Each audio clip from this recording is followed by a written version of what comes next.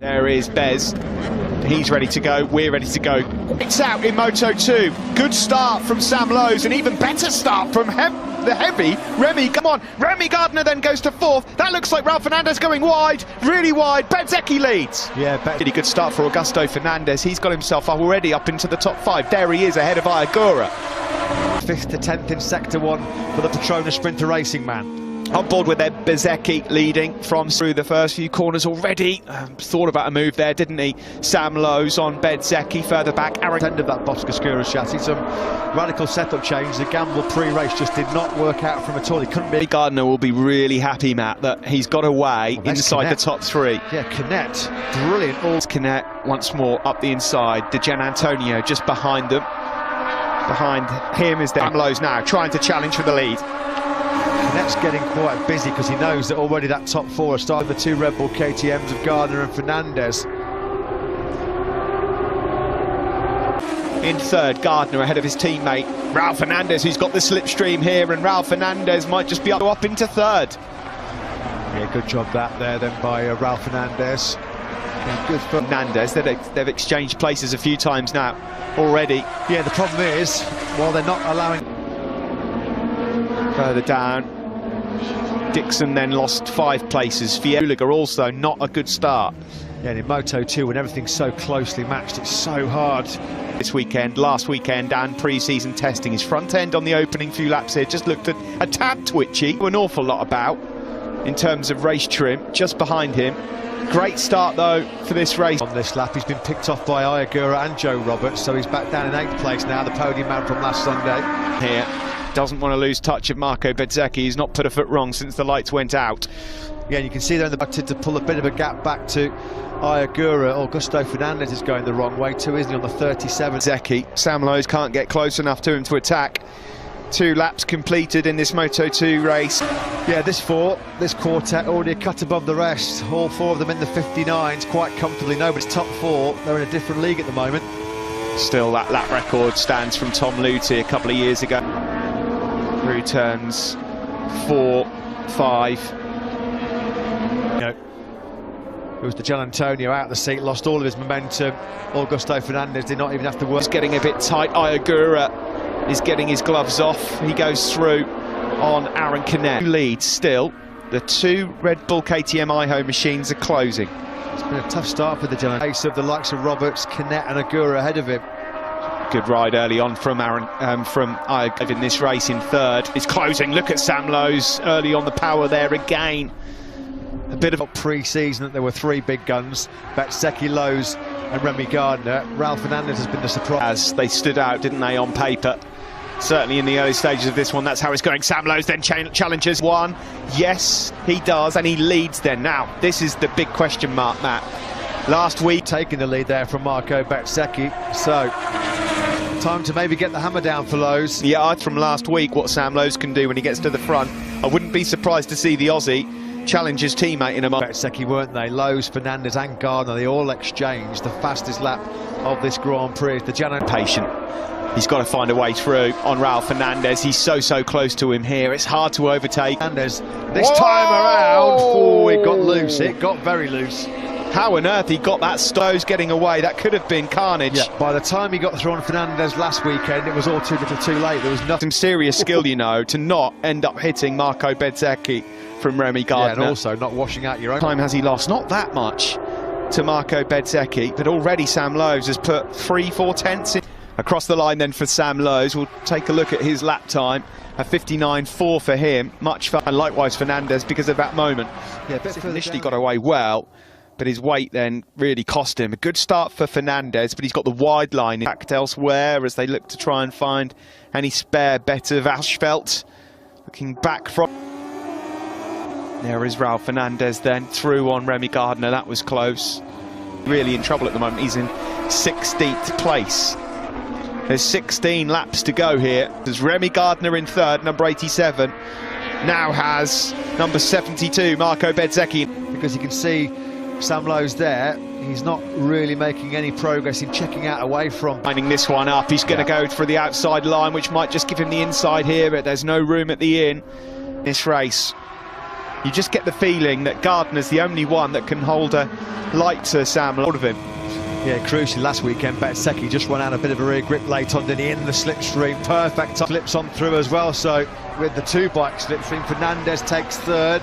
For how much longer? Teammates, excellent wingman work there from the rookie Ralph Fernandez, number 25. Fantastic race at the performance of Ralph Fernandez. Agura's in 6th place at the moment, comfortably keeping Canet at bay. He's just on the power. Sam Lowe's not looking as stable as he was a week ago. Struggling. Gaps 3 or 4 tenths. It's doable. I think last week the gap was well over a second and a half by the time he tried and reduce that gap or put the pressure on to see if Lowe's would crack and make an error of his own. Like he was being challenged there by Agura. Yeah, I think Agura got him. No, it was close. It might not be. He looks comfortable on a Moto2 bike as well, doesn't he, the rookie Agura? Up into the top 10, a good charge from the number 62. Yeah, he's slowly building confidence on that Kalex frame as well. As Vierge's kind of ran into a rather large brick wall and then is doing mid-2 flaps again. Another couple of rookies who are there again. Fantastic work from them. Yeah, Agura on that last lap was 4 tenths quicker than Joe Roberts. Who was prominent in the top 10 this time last week, but at the moment he's... A bad start as well, apparently, Simon Crowfar saying he was witnessing keeping compromise his early charge too. Here's your top 4 with 14 laps to go, exiting anything but easy again.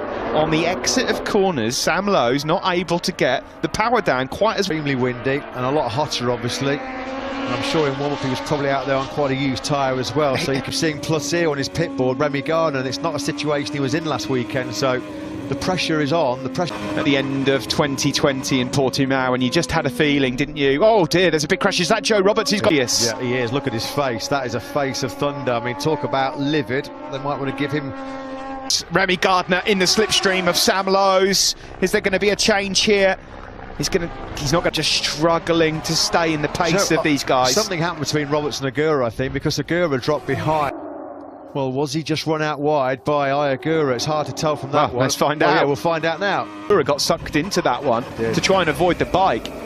That's rider error, unfortunately. And then he was just at a PB lap on that last circuit, 59.400. He's not in that comfort zone. It's not hooking up like he wants to. And Remy Gardner just calculating now the moment of choice to pick. Quite there. He's still doing a brilliant job to hold on to first place, but you just feel like it's a matter of time before Remy Gardner takes the lead. The lap times are not as easy to come by as what they were at this very stage. He's having to work exceptionally hard to keep Bezzecchi just struggling to go with the pace of the 3 men ahead of him. It's a brutal class, Moto2. Lorenzo Dalla Porta, who's only lapping 4 or 5 tenths slower than these guys out front, and yet there's no points on offer for the former Moto3 world. Dinged respectively, they're having a right old ding-dong, the pair of them. Ralph Fernandez, that's clever work. Bit of a game plan forming here. The two Aki Aiho riders in the red. Thought Bezzecchi was being cut adrift of this battle. He fires in his best lap of the race, a 59.399. There's a big group behind our lead quartet. Yeah, this is some battle, isn't it? And the Tony Arbolino that we saw in on the Liquimoli intact machine as Agura there, lovely, up the inside of Aaron Canet 2 years ago, or from last year even. Xavi Vierge then in that group. Someone was just going. Beaubier has just dropped down the time screens. I'm not sure if he went off circuit or not. Yeah, he has. I think Cameron Beaubier down and out. The pair of them in very strong point scoring finishing places as well.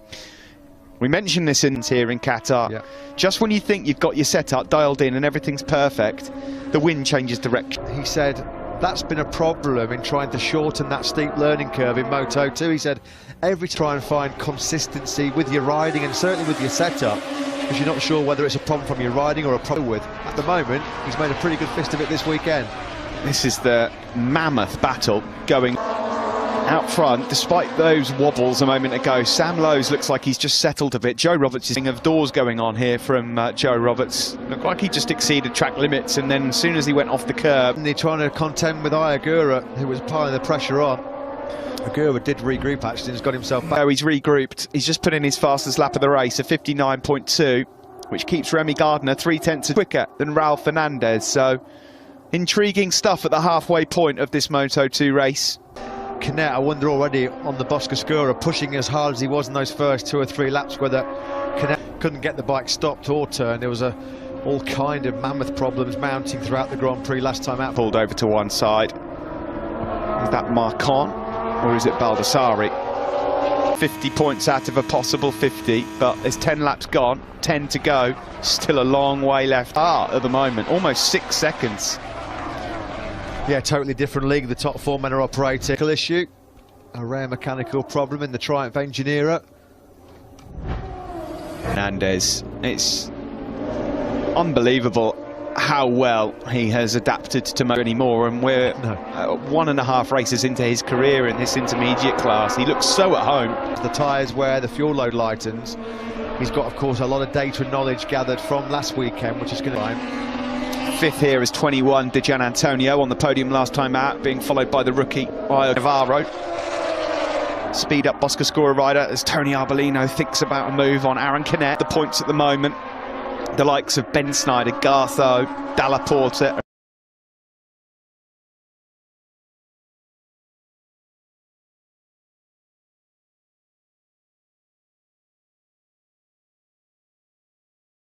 Reynas, the experienced Swiss rider, he's down in 22nd, ahead of Chantra and Bald from a couple of years ago. Lowe's again just managing that gap to Gardner back, well, about what, 0.3 of a second behind his teammate. 100% sure. We just saw there from 5th to 13th what happened to Dixon in this race. No through. Yeah, and Canet says, well, anything you can do, I can do. Down into pit lane with Simon. I believe you've got Joe Roberts with you. I have, Joe. Not the ideal situation here. Honestly, I got a pretty terrible start and lost. Yeah, it's really windy out there, and I just kind of came through that turn a little quicker, I guess, than before, and onto the curbs there. So, yeah, pretty not great. To talk there, because, you know, in situations like that, it's easy to lose your head. Chin up, Joe.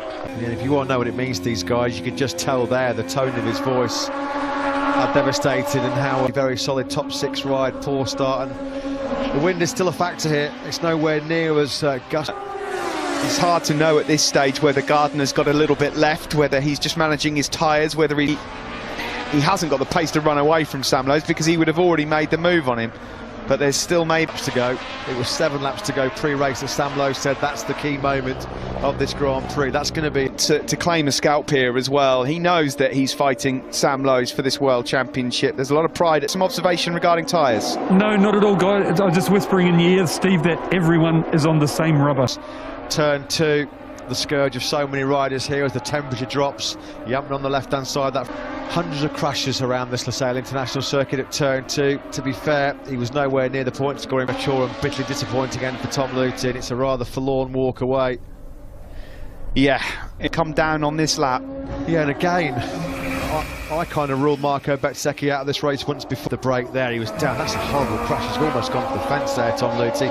Numerous barrel rolls. That's going to go. He puts in his fastest lap. Fantastic stuff from Sam Lowe's. Remy Gardner was only a 10th slower. Asking questions.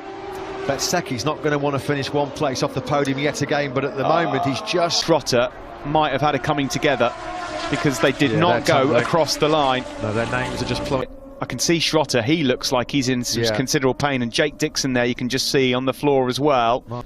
Jake Dixon, of course, could do without and any further injury. Yeah, of course.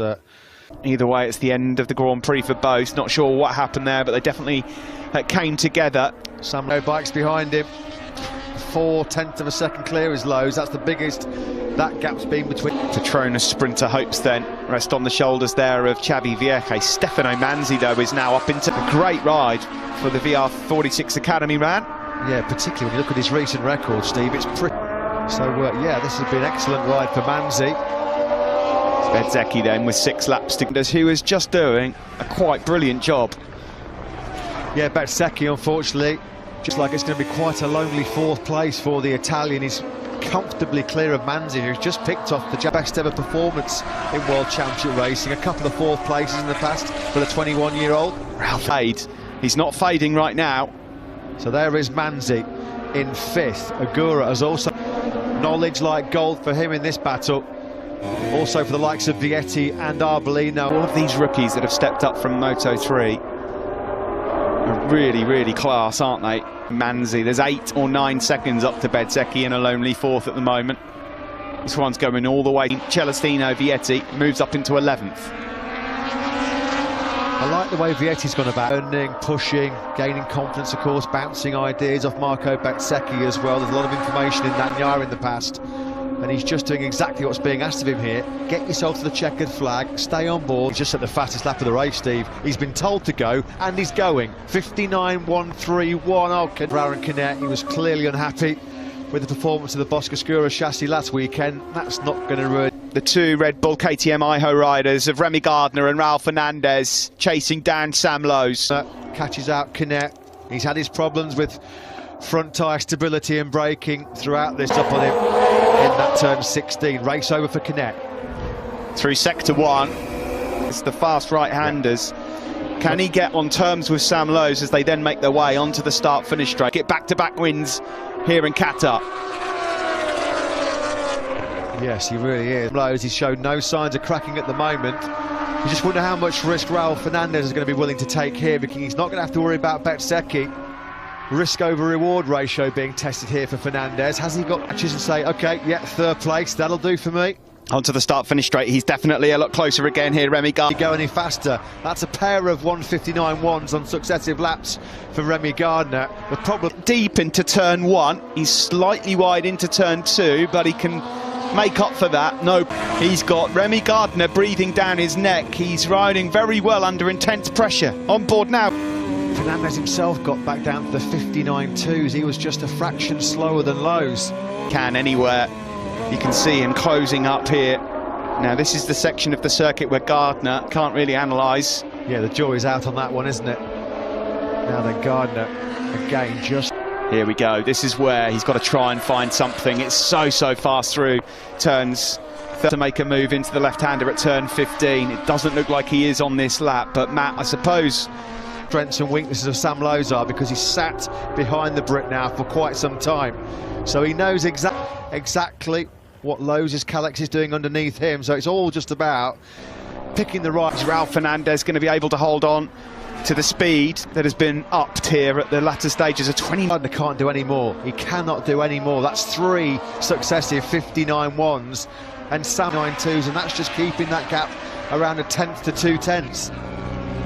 It's an excellent batting chance of taking the victory, and that's exactly what happened last weekend. Is history going to repeat itself here? Clinging on desperately in 3rd there is Raul Fernandez. I think you're right, Matt. He might have to wave the white flag at this one. Absolutely brilliant. He comes into turn 10 now. This is where Gardner was able to close up on the brakes on the last lap. Not what he wanted. 4th place last weekend, mugged on the last lap by the Gian Antonio, doing 2-minute laps now, and he's dropped down to 10th, the Italian. It's calm in the Elfmark VDS bottle. He cannot do anything else than what he's already done in this race. Has he got one last trick? He's not buckled yet, he hasn't cracked. Sam Lowes, every time he's come over the line over the last few laps, he's just seen. With 2 laps remaining, that is class. Now, has he taken this win, or the Chandes there having one of his better rides? He's challenging still Iagura and Xavi Vierge for 6th place, Niar Bellino, but it's the battle at the front that we're interested in, and I think that Sam Lowes might have just broken the pair on that last lap. Sam Lowes, boy, has he resisted some pressure tonight, because Remy Gardner has tried absolutely everything within his armoury. Twitch there from the number 22. But he's still got a decent... Well for Sam Lowes, because last week he was able to manage that comfortable gap back to Remy Gardner. Tonight, keep him at arm's length, hasn't he, Sam Lowes? There's going to be an extra lunge coming from Remy, though, and you just want... 3rd place. I want that first Moto2 podium. These two can scrap it out for the win. I'm not going to do anything silly, and winding up towards the last lap. It's a Great Britain-Australia showdown. The Ashes on 2. On the penultimate lap of the race. What a lap time that is from Remy Gardner. The 3 tenths he lost a little bit loose, wasn't he? Going through turn 2, that's the places he's being pushed to by. Later, won't he? Just trying to cling on. Sector 2, Sam Lowes is strong in. Sector 3 is where... Get ahead of the line when you've got an identical engine underneath you. Nobody giving an inch. Is he going to be close enough, though? That's the problem. coming to the phase of the circuit where It's so strong. Turn 10, that's where he's been able to take some time back on Sam Lowe's in the braking zone. Who's got turn number 11? We'll hit the fast rights then, turns 12, 13 and 14. Gardner's running out of time here. And closer, where's the move coming? We come around 15. turn 14, it's turn 15, it's being lined up. Remy Gardner now. Offensive line. Gardner, he can't find a way through. Now he's going to gamble on the slipstream. Sam Lowe, oh, desperate to get on the power. He's not going to make it. Back-to-back wins in Qatar for Sam Lowe's. A brilliant last lap from both Lowe's and Gardner, and that just shows you what you've got. Fernandez, his first ever podium in Moto2 World Championship, jousting it out for the victory on the final lap and exchanging fastest laps of the race. Wasn't he coming out the final corner? He just lost the traction as he squeezed on the throttle, and that top pressure throughout that Qatar Grand Prix. It was much harder, as he anticipated, than his win here of Sam Lowe's and the Elfmark BDS Racing team. 50 points up for grabs, and they've taken every single... It's a fantastic effort. Both guys gave absolutely everything. They threw it all. Sam Lowe's gets a congratulations from Tony Arbolino, who had a pretty good ride himself. 2 World Championship. Well, Gardner will be able to go to sleep tonight knowing that he could have done nothing more. What a job. What a rider. This was the final lap then. This was the replay, Remy Gardner. And he had so much corner speed, I think he had to check himself a bit, because otherwise he'd have gone into the back of Sam. And there, that was really something special between these two men. And at the moment, Matt, it looks like it's two men. The way of Sam Lowe's, and the first rider in Moto2 history in, what, 12 years to take the first intermediate World Championship races since Mike Hailwood way back in 1966. Base team. There you see Sam Lowe's, and that's great. By a good ride from both of his men. Not quite the win, but hey, Gardner and Fernandez on the podium, don't you? Great effort. Oh, yes. What I can say, of course, really happy. Remy didn't try too much to pass. For me, for Remy, 20 points in this track is quite difficult to pass, and after that to keep it. So for me, it was really good and good learning. Congratulations. Thank you, Simon. Yeah, congratulations to Akio and the Red Bull K. So far has been all about one man, and he goes by the name of Sam Lowe's from Great Britain. Quick mention to some of the other rookies.